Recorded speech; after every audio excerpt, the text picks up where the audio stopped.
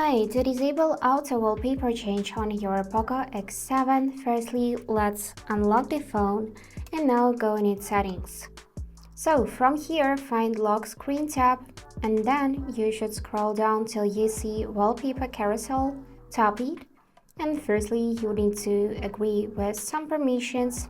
And now you can see this feature show Wallpaper Carousel on lock screen, which stands for auto wallpaper change. So if you want to disable it, just tap on the switcher.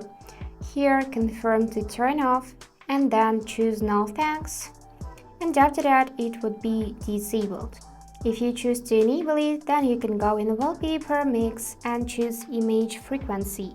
For example, every 5th image for 30 seconds. Here you can tap on plus and also add your own photos to this carousel. And yep, that's it for today. If you enjoyed this video, please subscribe, like and comment. And I wish you all the best. Bye bye.